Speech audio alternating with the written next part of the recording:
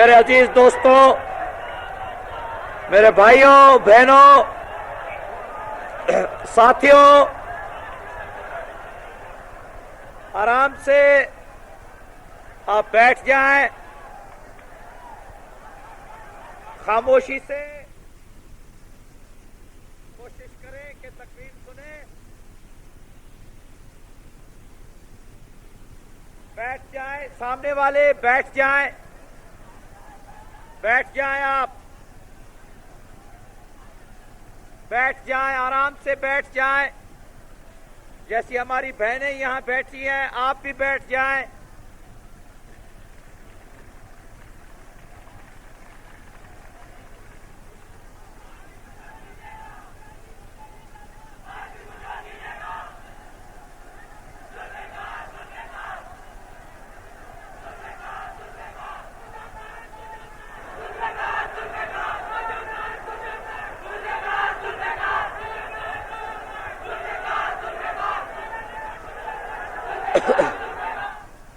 میرے عزیز دوستوں اور بھائیوں، یہ اب انتخاب کا وقت ہے۔ یہاں انتخاب کے ضمن میں تقریریں ہوتی رہیں گی، ہم بھی تقریر کریں گے، دوسرے بھی تقریر کریں گے، لیکن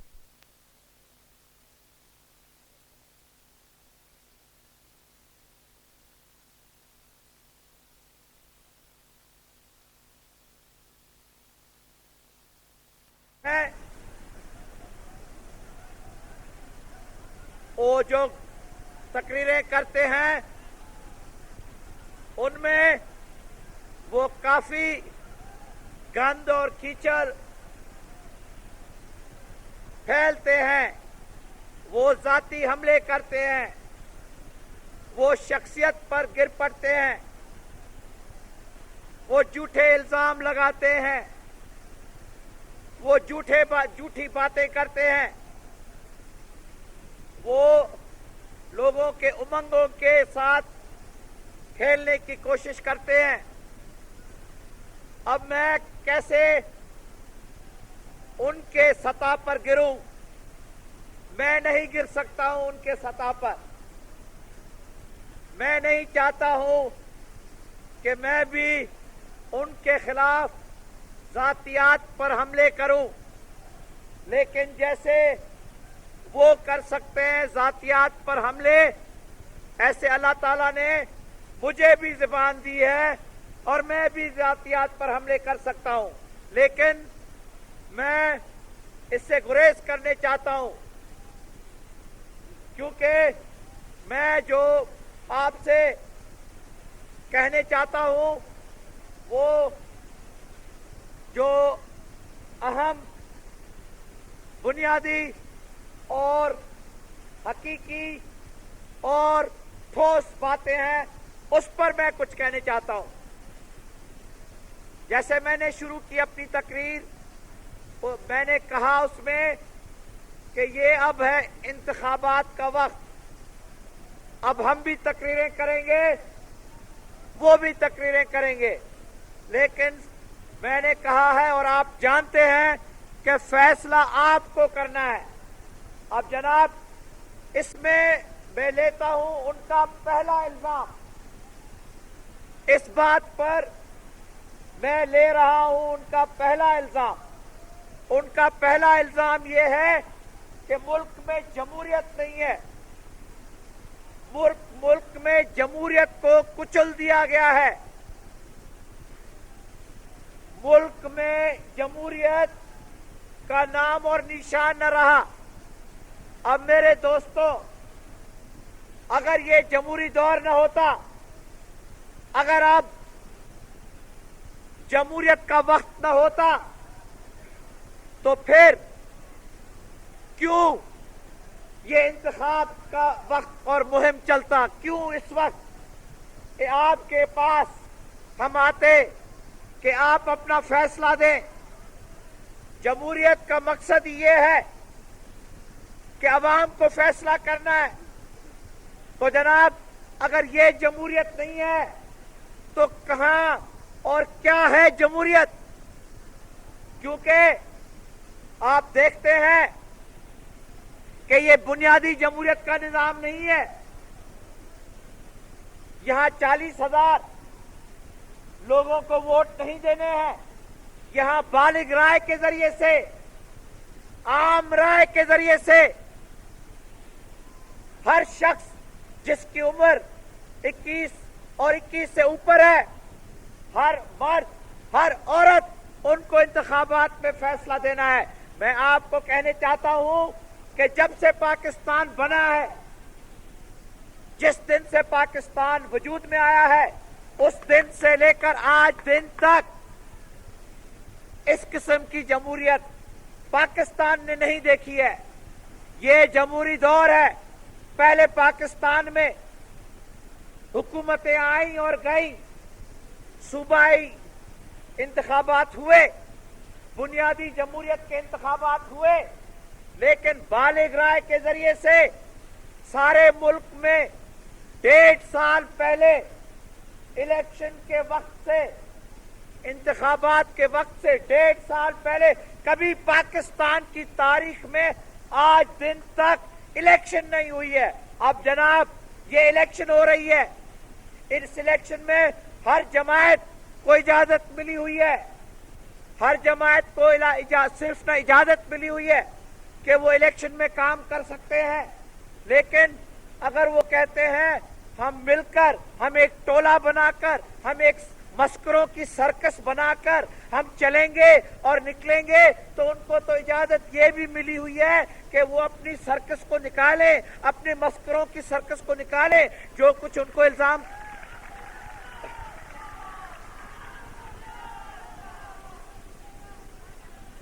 تو جماعت میرے عزیز ساتھیوں، جمہوریت اسی کو کہا جاتا ہے.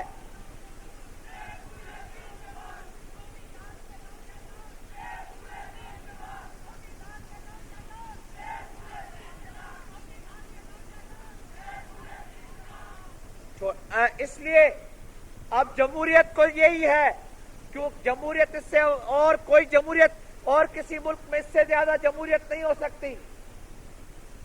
تو جمہوریت کا الزام پہلے تو یہ ہے کہ آپ خود فیصلہ کریں، اور آپ خود فیصلے کرنے والے ہیں.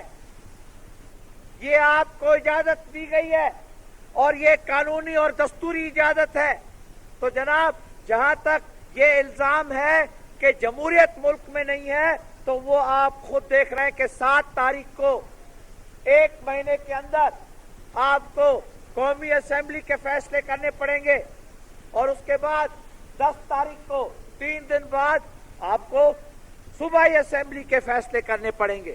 اس کے علاوہ اب دستوری حکومت ہے، پاکستان میں دستوری حکومت ہے.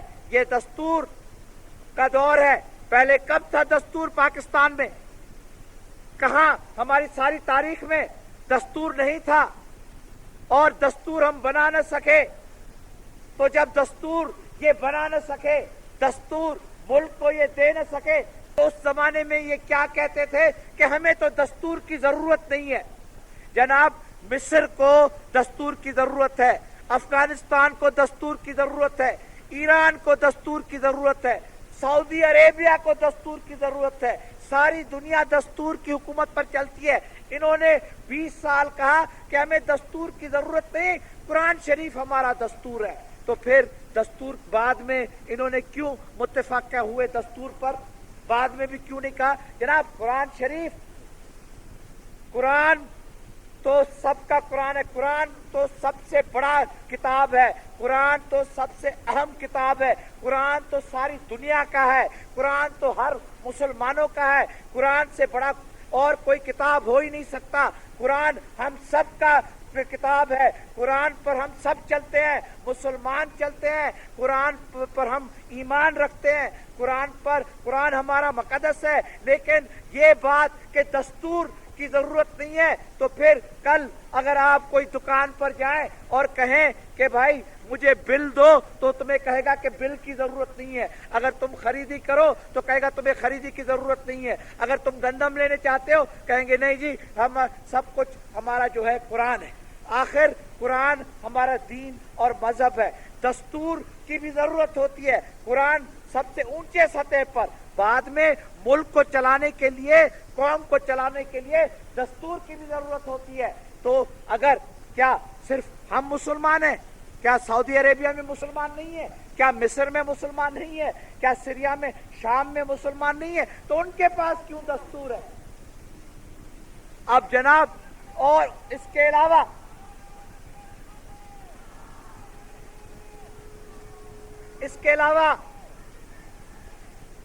اب دستور تو ہے, اور یہ سب مل کر انہوں نے دستور پر انہوں نے اپنا دستخط کیا ہے.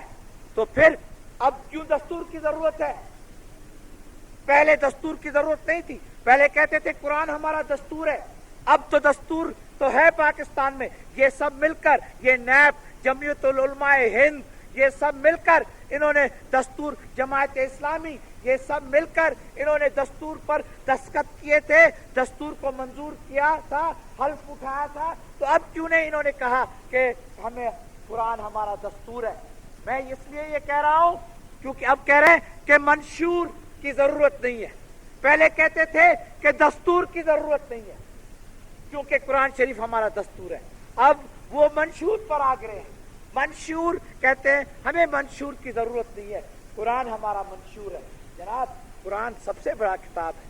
آپ یہ ایک قسم کی چالاکی کر رہے ہو, ایک قسم کا فریب کر رہے ہو, ایک قسم کی تم بے حرمتی کر رہے ہو کہ جب تمہیں جواز نہیں ہے, جب تمہیں اخلاق نہیں ہے, جب تمہیں اصول نہیں ہے, جب تم غریبوں کی خدمت نہیں کرنے چاہتے ہو, جب تم زرعی اصلاحات نہیں کرنے چاہتے ہو, جب تم قومی تعویل میں اور کوئی غریبوں کے لیے اور مزدوروں کے لیے خدمت نہیں کرنے چاہتے ہو, جب تمہیں سرمایہ داروں کے لیے ایک پردہ ڈھونڈنا ہے, تو آپ کیوں نہیں کہتے ہیں کہ ہم سرمایہ داروں کے ایجنٹ ہیں, ہم سرمایہ داروں کے غلام ہیں, ہم سرمایہ داروں کے جو ہیں ان کے نمائندے ہیں, اس لیے ہم پردہ ڈالنے چاہتے ہیں. ہم نہیں اصلاحات کی بات کر سکتے, ہم نہیں اصلاحات دے سکتے. اگر ہم اصلاحات کی بات بھی کریں ہم اصلاحات دے نہیں سکتے. اس لیے وہ پردہ لگانے کے لیے کہتے ہیں کہ ہمیں منشور کی ضرورت نہیں ہے کیونکہ قرآن شریف ہمارا منشور ہے.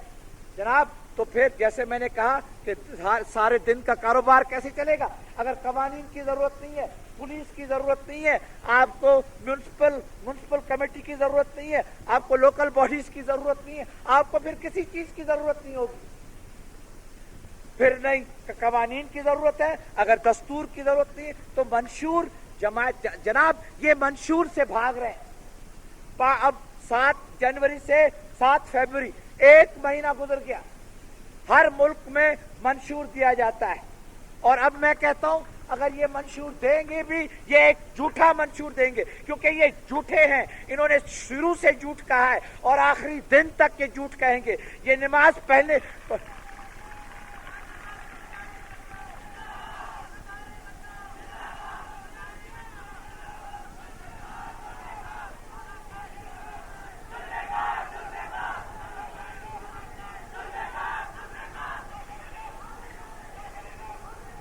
یہ نماز پڑھنے سے پہلے بھی جھوٹ کہتے ہیں, نماز پڑھنے کے بعد بھی جھوٹ کہتے ہیں. لیکن جب نماز کی بات ہو رہی ہے جناب, یہ کہتے ہیں کہ ان کا تو اتحاد ہوا ہے.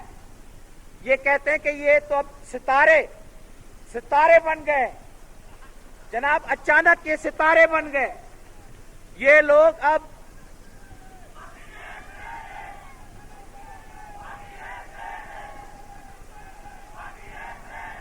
اب یہ سن تو لو.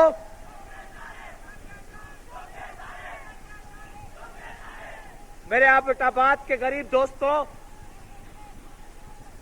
میرے غریب دوستوں, ایبٹ آباد کے یہ اب اچانک ستارے بن گئے.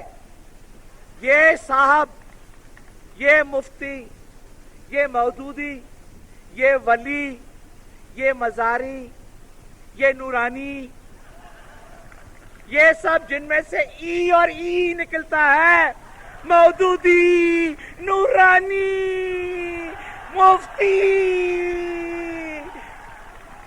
اصغری.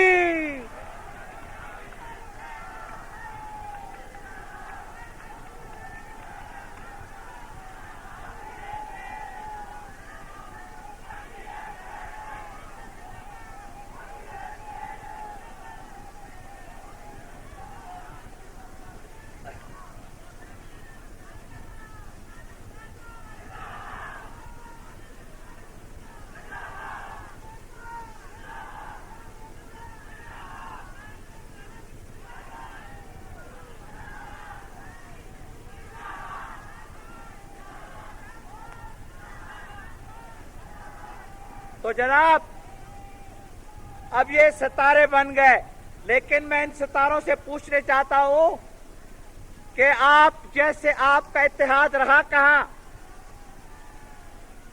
آپ کا کون سا اتحاد ہے؟ کن اصولوں پر مبنی ہے آپ کا اتحاد؟ کن نظریاتوں پر مبنی ہے آپ کا اتحاد؟ آپ کا ملتا کیا ہے؟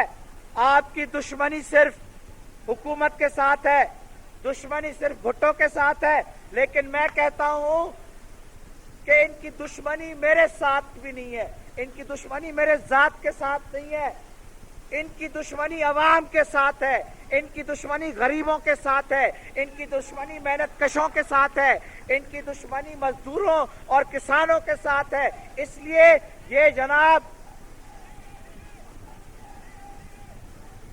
یہ نظریاتی مسئلہ ہے. انہوں نے کبھی غریبوں کی خدمت نہ کی، انہوں نے کبھی اصلاحات نہ کیے، انہوں نے کبھی غریبوں کی ترقی کے لیے کام نہ کیا، انہوں نے کبھی غریبوں کی خدمت نہ کی. 30 سال سے انہوں نے غریبوں کا خون پیا ہے، انہوں نے غریبوں سے استحصال کیا ہے. تو جناب وہ استحصال یہ پھر لانا چاہتے ہیں پاکستان میں، یہ پھر وہ سرمایہ داروں کا فلسودہ نظام پھر برقرار کرنا چاہتے ہیں. تو جناب ان کی جنگ میرے ساتھ نہیں ہے، میری ذات کے ساتھ نہیں ہے، ان کی لڑائی، ان کی مخالفت، ان کی جدوجہد آپ کے خلاف ہے، غریبوں کے خلاف ہے. او غریبوں پہچان جاؤ، اچھی طرح سے پہچان جاؤ کہ تمہارے دوست کون ہے، تمہارے دشمن کون ہے، کس نے تمہارے لیے اصلاحات کی ہیں، کس نے تمہاری تنخواہیں بڑھائی ہیں، کس نے تمہارے بچوں کی تعلیم 10 کلاس تک مفت کر دی ہے، کس نے تمہارے لیے روٹی کپڑے اور مکان کا نعرہ دیا ہے، کس نے کوشش کی ہے کہ غربت اور ناداری اور افلاس کو ہٹایا جائے. یہ ہماری جدوجہد رہی ہے، یہ ہماری پیپلز پارٹی کی جدوجہد رہی ہے شروع سے لے کر. جناب وہ زمانہ بھی تھا کہ یہی لوگ ایوب خان کے ساتھ مل کر گول میز کانفرنس میں گئے تھے، اور ایوب خان کی آمریت تھی. کہاں تھا جمہوریت ایوب خان کے وقت میں؟ تو ایوب خان کی آمریت کے زمانے میں تو یہ ایوب خان سے مل چکے تھے، کیونکہ نظریاتاً اقتصادیت پر کوئی اختلاف نہیں تھا. یہ جناب اس لیے آخری وقت تک جا کے انہوں نے کوشش کی کہ نظریات ان کے جو تھے وہ تھے سرمایہ داروں کے، اس لیے انہوں نے ان کے ساتھ شمولیت کی گول میز کانفرنس میں، اور ہم باہر رہے. اس وقت بھی ہم آپ کے ساتھ تھے، ابھی بھی ہم آپ کے ساتھ ہیں، ہمیشہ ہم آپ کے ساتھ رہیں گے، ہمیشہ.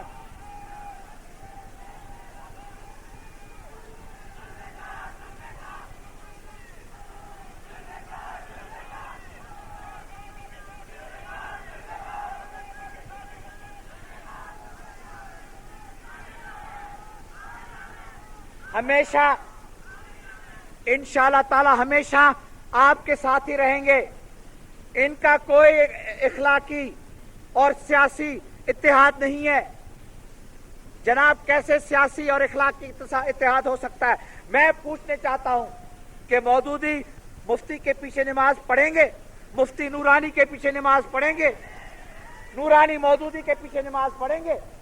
تو جب یہ نماز نہیں پڑھنے کے لیے تیار ہے تو یہ سیاست میں کیسے اپنا اتحاد برقرار رکھ سکتے ہیں اور جاری رکھ سکتے ہیں اور چلا سکتے ہیں؟ کسی صورت میں نہیں چلا سکتے. یہ تو آپس میں لڑے پڑے ہیں، یہ تو آپس میں لڑے پڑے، کرسی پر بھی نہیں جناب. یہ ایک دوسرے کو مار مار کے پیٹ پیٹ کر اس کرسی کو توڑ دیں گے، اسی کرسی کو توڑ دیں گے. मुल्क को तोड़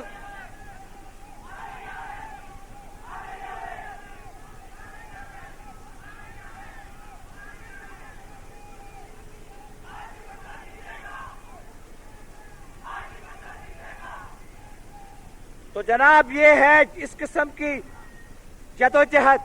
जहां तक जमहूरियत का सवाल है, ये फैसला आप खुद देंगे 7 तारीख को, ये फैसला आप खुद देंगे 10 तारीख को। हर किस्म की आजादी दी गई है, इससे ज्यादा और कौन सी आजादी दी जाए? तो जो कुछ उनको कहना है, जो बकवास करनी है, जो जातियात पर करने हैं, जो गालियां देनी है, जो इनको बेहुरमती करनी है, ये खुली छुट्टी से कर रहे हैं। आपके वोट के लिए ये झूठ कह रहे हैं। इन्होंने इत्तेहाद कर लिया है क्योंकि ये अवाम के नजरियातन जो अवाम की जदोजहद है उसके ये खिलाफ है। इन्होंने पहले भी इत्तेहाद किया था। ये जुगतू फ्रंट के दोस्त हैं क्योंकि जुगतू फ्रंट वालों का भी इन्होंने इत्तेहाद किया था। ये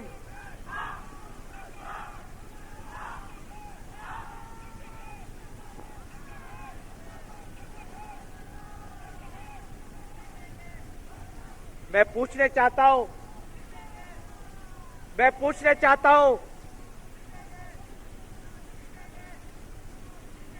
बस करो भाई। मैं पूछना चाहता हूं कि इनमें और मुजीबुर रहमान में क्या फर्क है? अब तो जनाब मुजीबुर रहमान को उन्होंने बंगालियों ने भी अलहदा कर लिया। बंगालियों ने भी कहा कि हम नहीं चाहते उनका 6 नुकात का प्रोग्राम। जब बंगाली खुद कहते हैं, अब बंगाली 2 साल 3 साल गुजर गए, 2 साल के बाद क्या हशर किया मुजीबुर रहमान का?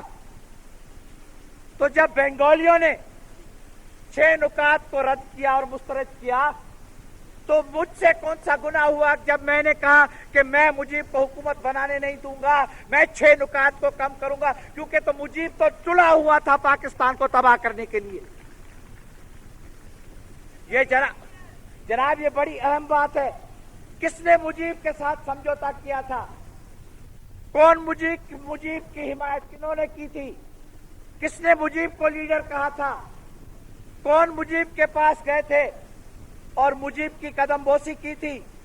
यही नूरानी, यही असगरी, ये गए थे मुजीब के पास। यही मुफ्ती गया था मुजीब के पास। यही नैप वाले गए थे मुजीब।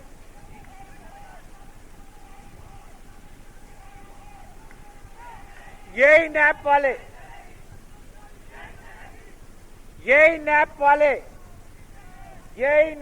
गए थे।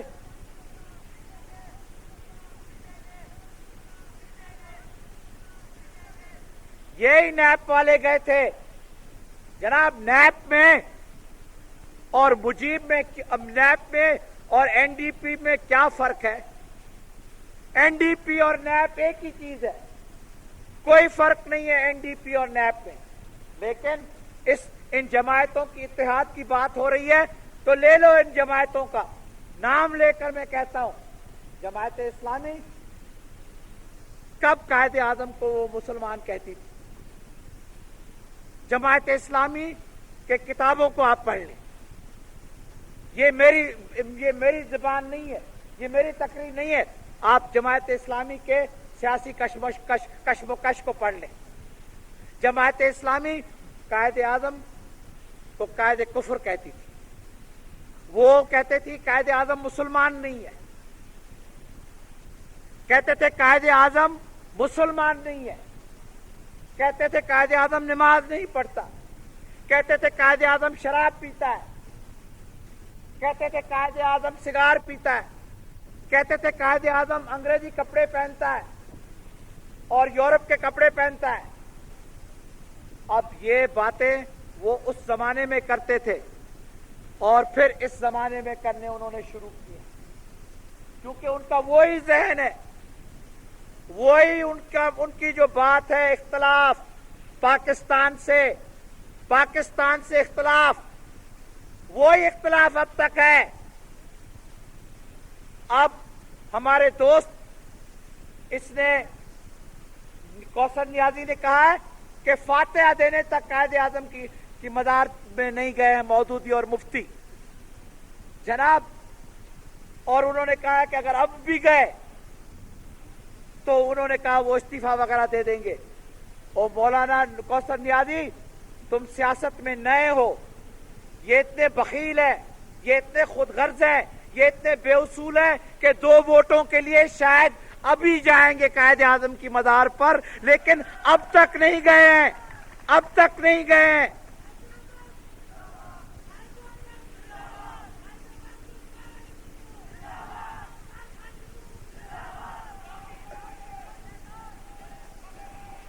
सुनो भाई, तकरीर को अब तकरीर को सुनो।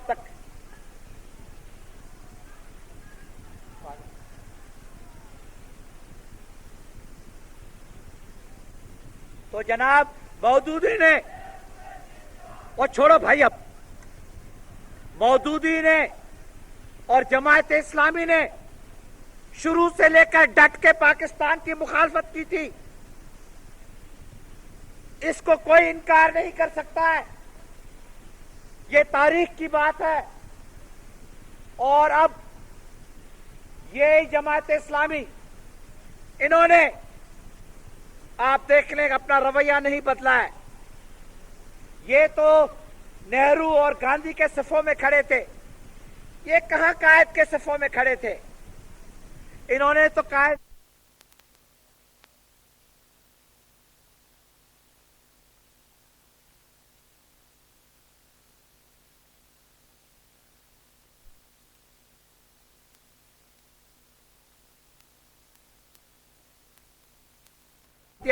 जमीयतुल उलमा पाकिस्तान, लेकिन ये हर शख्स जानता है कि मुफ्ती ने मुखालफत की थी पाकिस्तान की। जब मगरबी पाकिस्तान, मशरकी पाकिस्तान अलहदा हो चुका था, मुफ्ती साहब अपनी चादर लपेट कर मेरे दफ्तर में बड़े रौब के साथ आए और मुफ्ती ने मुझे कहा कि सदर मुमलिकत, कौन सा मुल्क, सदर किस मुमलिकत के हो, हम तो हमेशा इस चीज के खिलाफ थे। अब आपने देख लिया, ये आपका पाकिस्तान न चल सकता था, ये तो हमने शुरू से कहा था ये पाकिस्तान नहीं चलेगा। मैंने कहा मुफ्ती साहब क्या बात कर रहे हो,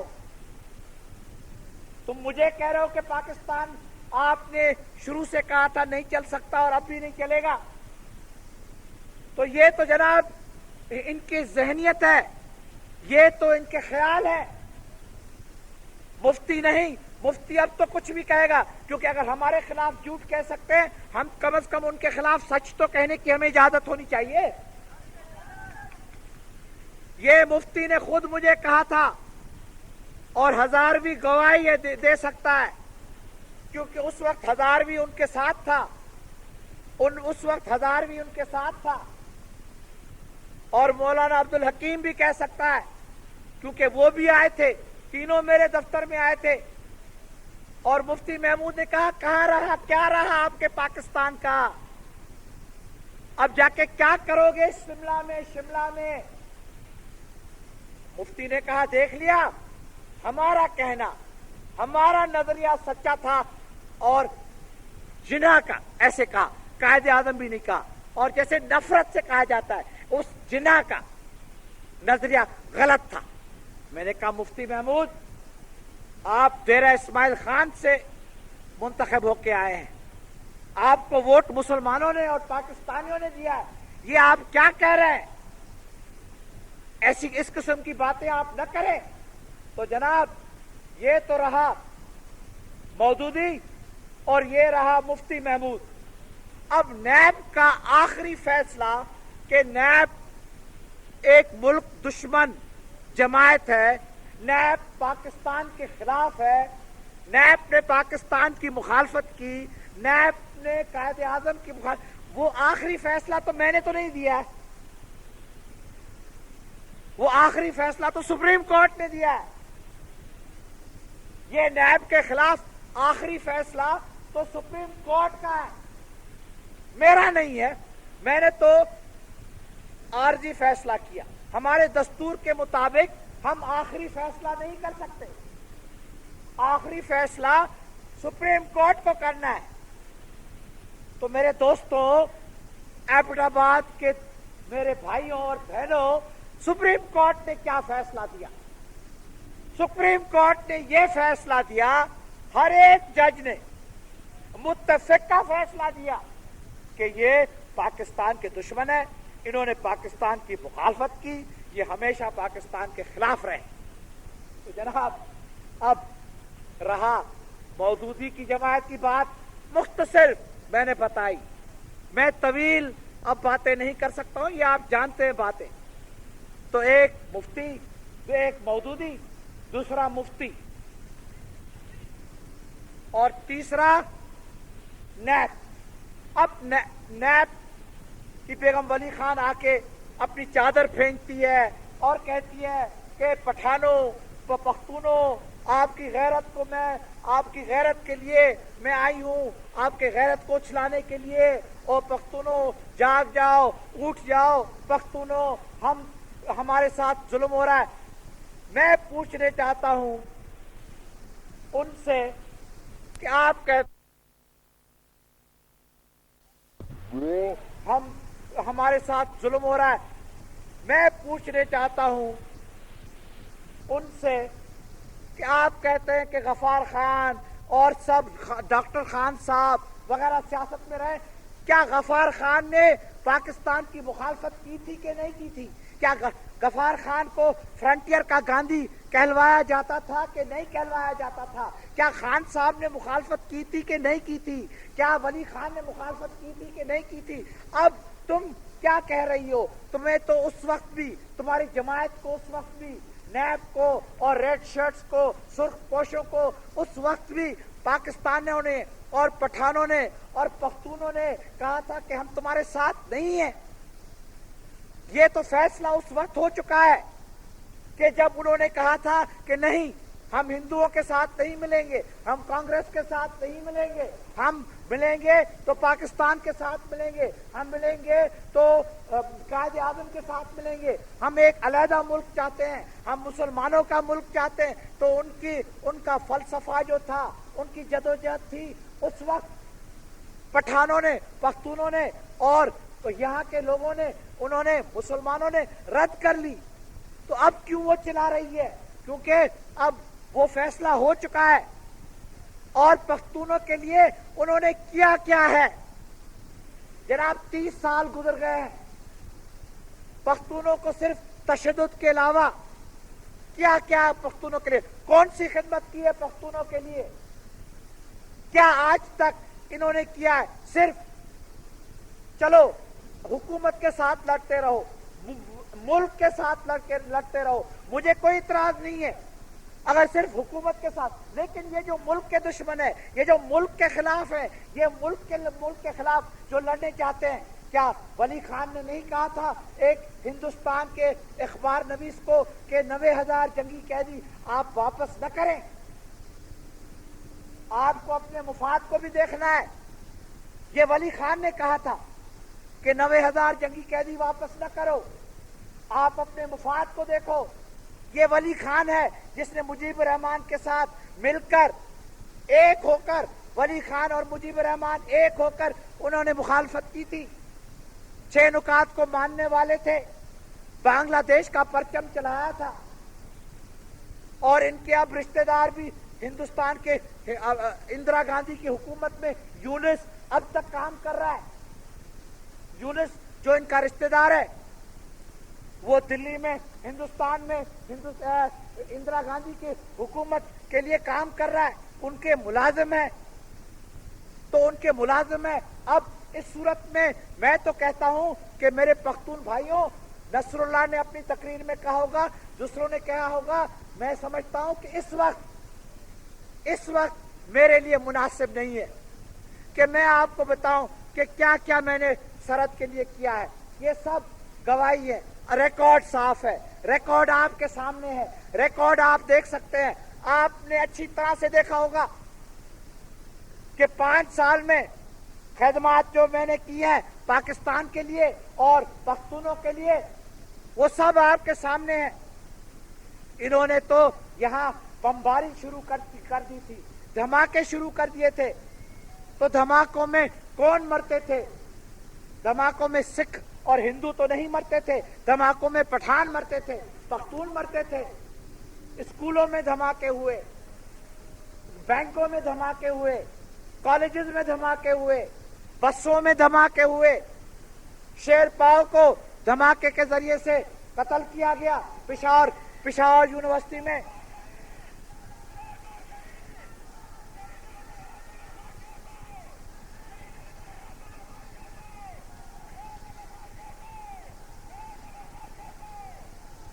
तो गठजोड़ तो इनका था। ये नैप वाले और एनडीपी वाले मुजीब से मिले हुए थे और इंदिरा गांधी से मिले हुए थे। इन्होंने फिर साजिश की पाकिस्तान के खिलाफ। इनकी दूसरी साजिश हुई। पहली साजिश में ये नाकामयाब रहे, फिर इन्होंने दूसरी साजिश की। तो जनाब बात तो साफ है, इसमें कसूर हमारा कौन सा है और हमारी जमात का कौन सा है? आप खुद देख सकते हैं। आपने इनके कारनामे देखे हैं, आपने इनकी सियासत देखी है, आपने इनके सियासी ख्यालात हैं, वो तो आप 25, 30, 50 साल से देख रहे हैं। इनकी कोई नई बात नहीं है। इन्होंने ये बात आज शुरू नहीं की है, इन्होंने पाकिस्तान की मुखालफत अब नहीं की है, इन्होंने शुरू से पाकिस्तान की मुखालफत की थी। इन्होंने रेफरेंडम करवाया था। ये तो पहले मुत्तहदा हिंदुस्तान से मिलना चाहते थे। उस वक्त पठानों की गैरत को ये नहीं देख सकते थे। उस वक्त उनको पठानों की गैरत पसंद नहीं आई। उस वक्त पख्तूनों की गैरत उन्हें प्यारी नहीं थी। जब ये मोहताज होने चाहते थे, एक हिंदुस्तान और हिंदुओं की हुकूमत के मोहताज होने चाहते थे, उस वक्त तो खुद भारत की बात कर रहे थे और पाकिस्तान और कायदे आजम के खिलाफ हर किस्म के झूठे इल्जामात लगाते थे। लेकिन जब बात आई पाकिस्तान की तो फिर इन्होंने बात की पख्तूनिस्तान की। पहले पख्तूनिस्तान की बात क्यों नहीं की और फिर रेफरेंडम करवाया? तो जनाब यहां अब आके कहें कि भुट्टो जालिम है और हमारी जंग है उसके साथ, और पख्तूनों तुम लोग उठें, पख्तून तुम जागें। मैं कहता हूं कि तुम्हें और तुम्हारे खानदानों ने पख्तूनों की कौन सी आज तक खिदमत की, कौन सा आज तक तामीरी काम किया आप लोग ने पठानों के लिए और पख्तूनों के लिए? तो जनाब ये है इनकी बातें।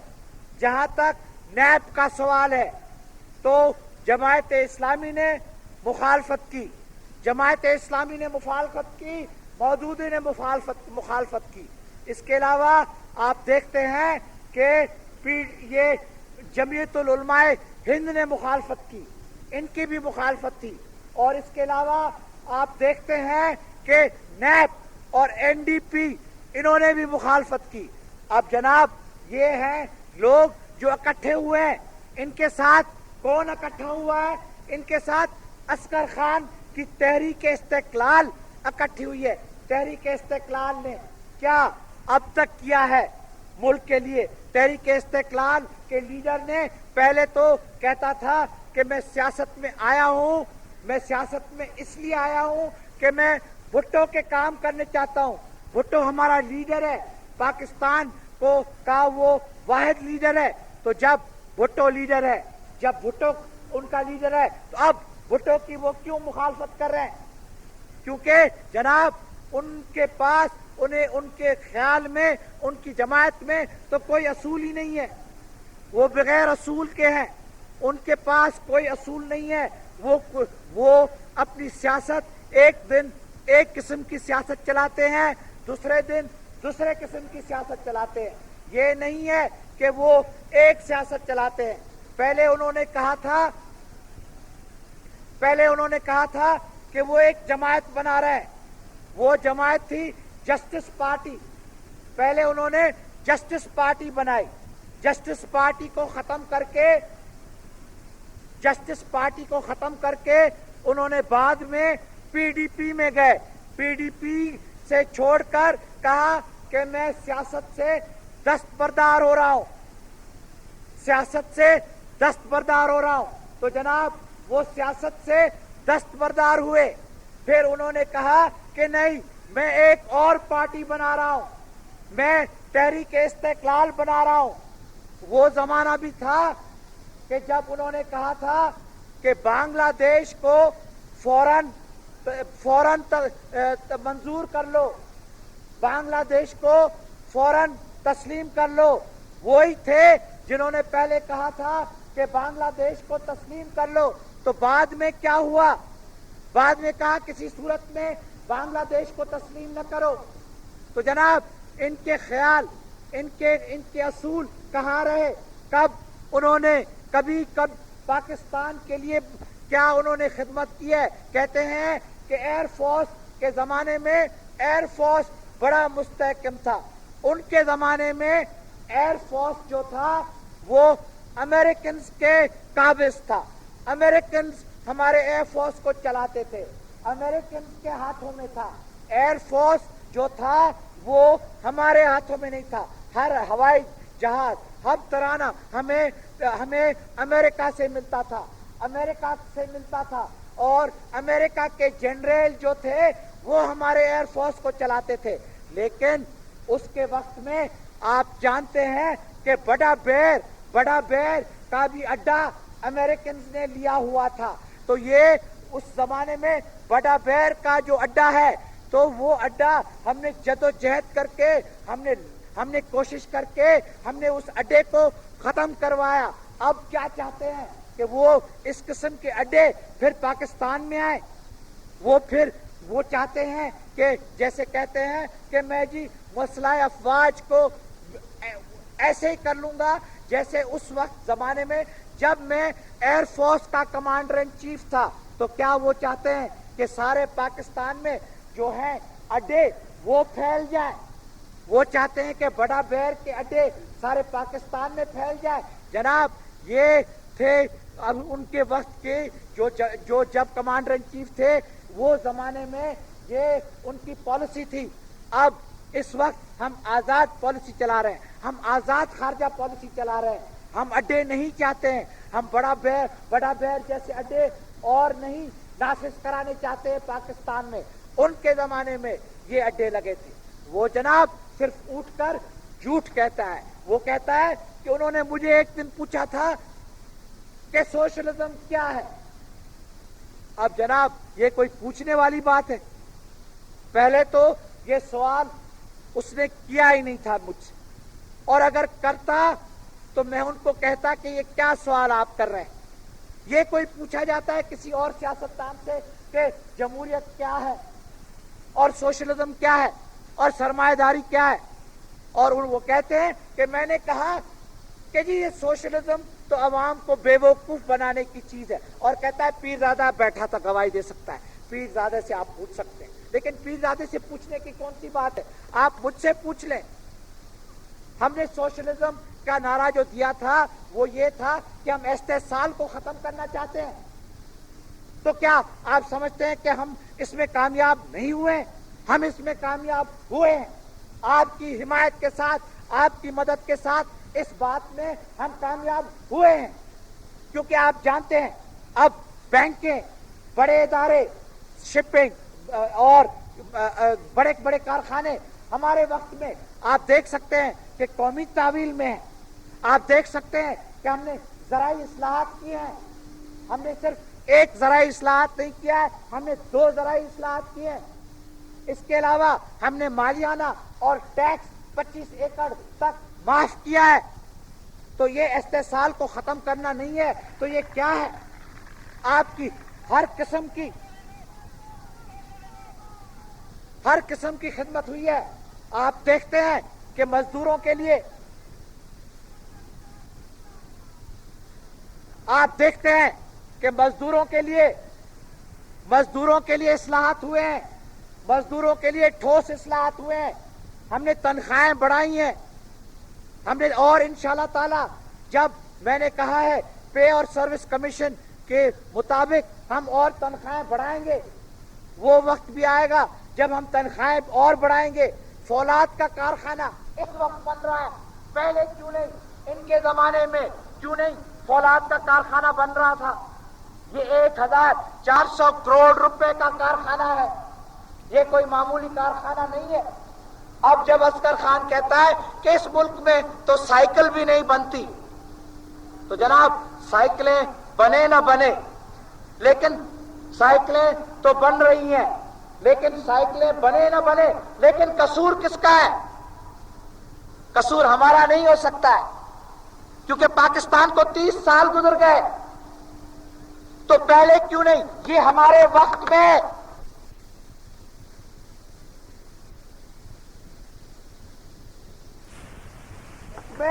تو فولاد کیونکہ فولاد کے کارخانے کے بغیر اور کون سا کارخانہ آپ بنا سکتے ہیں؟ تو فولاد کا کارخانہ پہلے کیوں نہیں بنا تھا؟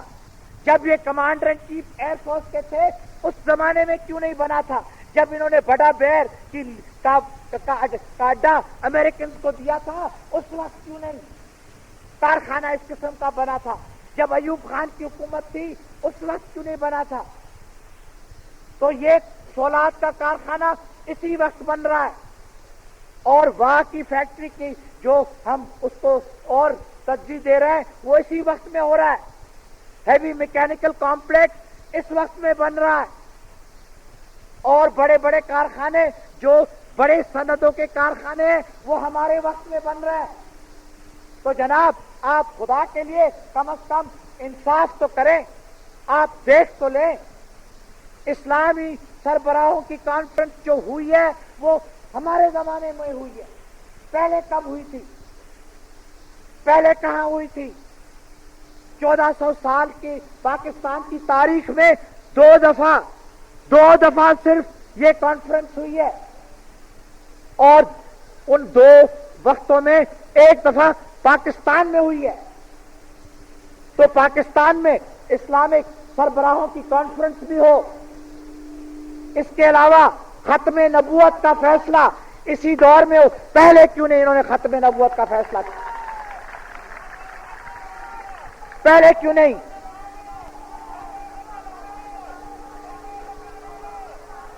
پہلے کیوں نہیں انہوں نے ختم نبوت کا فیصلہ کیا؟ کیوں نہیں کر سکتے تھے؟ اگر ہم ختم نبوت کا فیصلہ کر سکتے تھے تو یہ کیوں نہیں کر سکتے تھے؟ کیونکہ میں جانتا ہوں کہ ان کے رشتہ دار کون ہیں اصغری کے، میں جانتا ہوں، کیونکہ میں کسی کے بیوی اور بچوں اور بیٹیوں اور والدین پر نکتہ چینی نہیں کرنے چاہتا ہوں، لیکن میں جانتا ہوں کہ ان کے رشتہ دار کون ہیں اور کہ کون سی جماعت کے ساتھ ان کا واسطہ ہے۔ تو یہ جناب اس لیے ختم نبوت کا فیصلہ بھی اسی وقت ہوا ہے، اسی زمانے میں ہوا، اسلامک کانفرنس بھی اسی زمانے میں ہوئی۔ حج کی پالیسی، جب آپ سب کو آزادی ہے حج پر جانے کے لیے، پہلے کہاں تھی یہ آزادی حج کے جانے کے لیے؟ تو جناب حج کی پالیسی بھی اسی زمانے میں ہوئی ہے، آپ کے دور میں ہوئی ہے۔ روت ہلال کمیٹی بھی آپ کے وقت میں ہوئی ہے، اور یہ تو جناب جمعے کی چھٹی تک نہیں کر سکتے تھے۔ یہ جمعے کی چھٹی جو ہم کر رہے ہیں، یہ جمعے کی چھٹی بھی اب 30 سال پاکستان کے بننے کے بعد ہمارے دور میں ہو رہی ہے۔ جمعے کی چھٹی 1 جولائی سے۔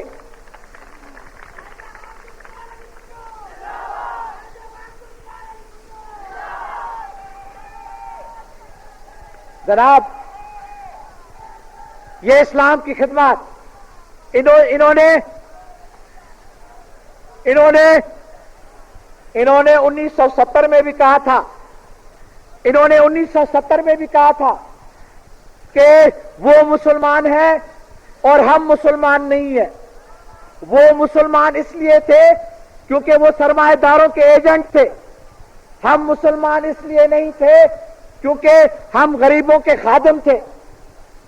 لیکن 1970 کے انتخابات میں بھی آپ نے ان کے پروپیگنڈا کو رد کیا، ان کی پروپیگنڈا کو آپ نے نہیں مانا، آپ نے ووٹ ہمیں دیا، اور آپ نے دیکھ لیا کہ اسلام کے ذریعے میں، اسلام کے سلسلے میں کتنی خدمات ہوئی ہیں جناب. یہ 5 سال کوئی معمولی وقت نہیں رہا ہے. اس 5 سال میں بہت ہی بحران دیکھنے پڑے, بہت ہی مصیبتیں دیکھنی پڑی, بہت ہی آزمائشوں سے گزرے ہیں. ملک کے خلاف دشمن, ملک کے خلاف چاروں طرف سے دشمن. پاکستان کو وہ اور توڑنا چاہتے تھے, پاکستان کو وہ ختم کرنا چاہتے تھے. لیکن آپ نے دیکھ لیا کہ 5 سال میں ملک کی سالمیت اور استحکام کے لیے کیا خدمات انجام دی ہیں. آپ نے دیکھ لیا کہ بغاوت کو ختم کرا لیا. اب کہتے ہیں کہ جناب بلوچستان سے فوج ہٹ جائے. بلوچستان میں فوج کس کی فوج ہے؟ بلوچستان میں فوج انگریزوں کی فوج تو نہیں ہے, روسیوں کی فوج تو نہیں ہے, چینیوں کی فوج تو نہیں ہے. اور جناب بلوچستان میں وہی فوج ہے جو ایبٹ آباد میں فوج ہے, پاکستانیوں کی فوج ہے. بلوچستان میں فوج کوئی کارروائی نہیں کر رہی ہے, صرف راستے بنا رہی ہے.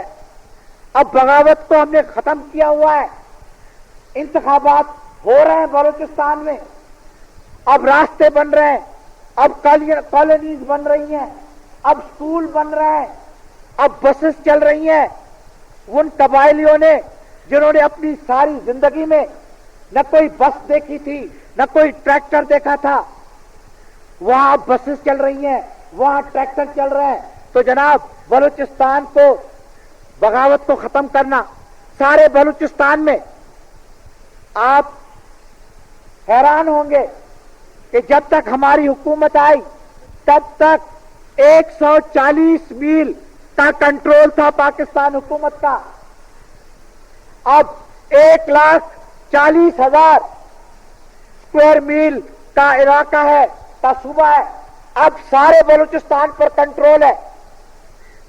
اب آپ کی فوج, اب آپ کی پولیس, اب آپ کی انتظامیت, اب آپ کا عملہ, وہ سارے بلوچستان پر پاکستان کا قبضہ ہے, پاکستان کی حکومت کا شایہ ہے. پاکستان کی حکومت اب سارے بلوچستان میں چل رہی ہے. اور ساری بلوچستان میں اب سرداروں کا کنٹرول نہیں رہا. اب سرداروں کی ہاتھ میں بات نہیں رہی.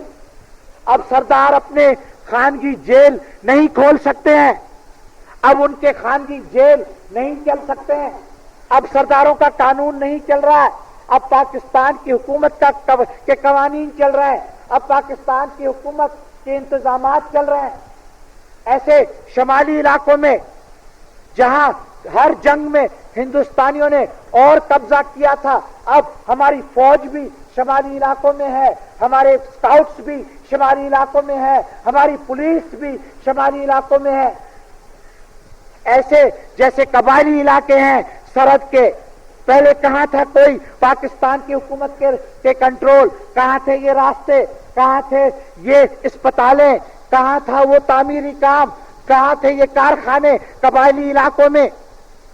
تو اب آپ دیکھ رہے ہیں کہ وہاں کارخانے بھی بن رہے ہیں, وہاں اسکول بھی بن رہے ہیں, وہاں اسپتالیں بھی بن رہی ہیں, وہاں ایجنسی بھی بڑھ رہی ہیں, وہاں راستے بھی بڑھ رہے ہیں. تو جناب بلوچستان کو پاکستان میں ہم نے اور ضم کیا ہوا ہے, شمالی علاقوں میں ضم کیا ہوا ہے. قبائلی علاقوں کے قومی یکجہتی کے لیے ہم نے سارے پاکستان پر, اب پاکستان کا عملہ, پاکستان کی حکومت, پاکستان کے ملک کے قوانین چل رہے ہیں, پاکستان کی پولیس, پاکستان کے ڈپٹی کمشنر, پاکستان کے پولیٹیکل ایجنٹ. لیکن یہ 30 سال پہلے شمالی علاقوں تو کاغذی طور پر پاکستان کے تھے, قبائلی علاقوں کاغذی طور پر پاکستان کے تھے. بلوچستان کے 1 لاکھ رقبہ 1,20,30,000 کاغذی طور پر تھا. تو یہ کیسے آپ کہہ سکتے ہیں کہ یہ ایک ملک تھا؟ یکجہتی تو اب ہوئی ہے. تو انتظامیت پر اخراجات پھر بڑھیں گے, کیسے نہیں بڑھیں گے؟ اگر ملک میں اور کنٹرول کرنا ہے, اگر ملک میں اور پھیل جانا ہے, تو اگر ملک میں پھیل جانا ہے تو اخراجات پر کنٹرول ہو سکتا ہے, ضرور اخراجات بڑھیں گے. اس کے علاوہ تنخواہیں بھی بڑھی ہیں. اخراجات بڑے ہیں کیونکہ تنخواہیں بھی بڑی ہیں. اس کے علاوہ نجی ملکیت کو اب قومی تحویل میں لیا گیا ہے. تو وہ جو تنخواہیں ہیں کارخانوں کے، وہ بینکوں کے، وہ انشورنس کمپنی کے، وہ جو پروڈکشن منسٹری کے ہیں، وہ فولاد کے کارخانے، وہ پیکو کے کارخانے، وہ ریپبلک موٹرز کے کارخانے، اب وہ تنخواہیں حکومت کو دینی ہے. تو لازمی ہے کہ اخراجات بڑھیں گے. چلو اگر آپ نہیں بڑھانا چاہتے ہو، کم کرنا چاہتے ہو تو واپس کر دو، یہ مطلب ہے. بات کا تو مطلب یہ ہے کہ واپس کر دو، واپس نجی ملکیت بنا لو، بینکوں کو واپس دے دو، ریپبلک موٹرز واپس کر دو، گندھارا واپس کر دو. یہ سب چیزیں پھر دے دو سرمایہ داروں کو. دے دو گے سرمایہ داروں پر تو ملک کا کنٹرول نہیں رہے گا، آپ کا کنٹرول نہیں رہے گا، استحصال بڑھے گا. اور یہ پھر چاہتے ہیں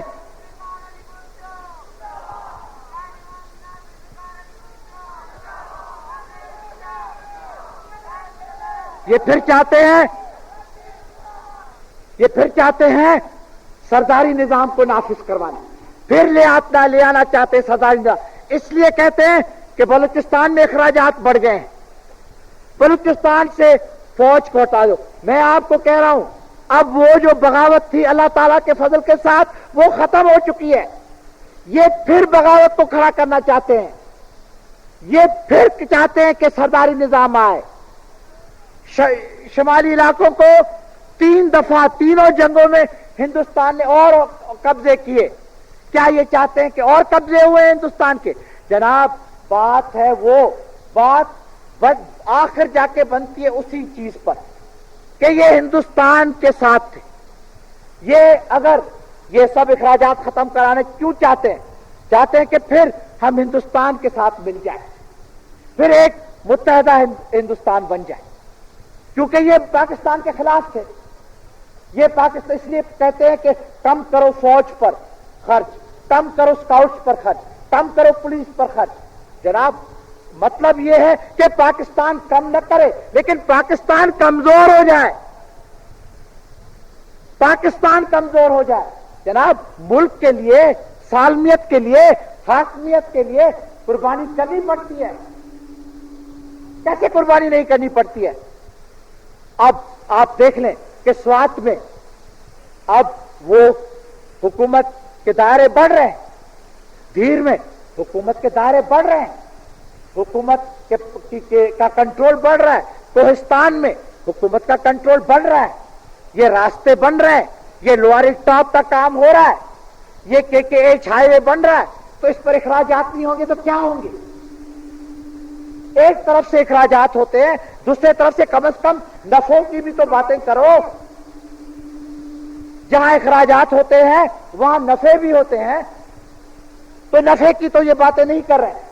میں کہہ رہا ہوں کہ ہاں دیکھ لو، اگر اخراجات بڑے ہیں تو کیا کوئی بغیر جواز کے بڑے؟ کیا جیسے یہ کہہ رہے ہیں عیش اور عشرت پر بڑے؟ کہاں جناب؟ کون سی عیش اور عشرت؟ کس نے کی عیش اور عشرت؟ کون لوٹ رہا ہے؟ کس نے؟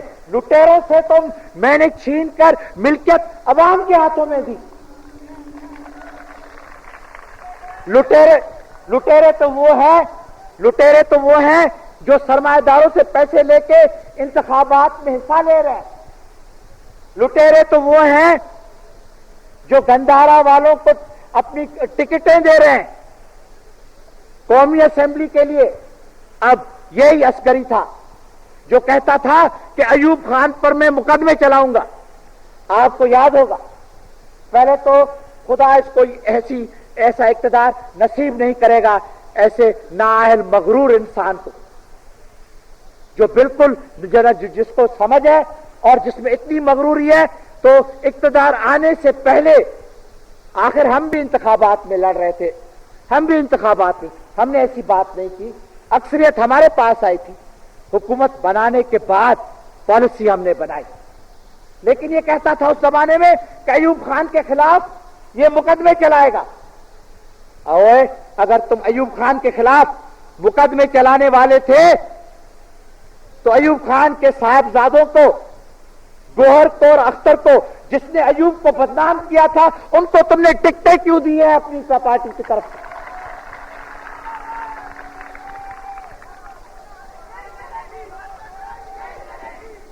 फिर उनको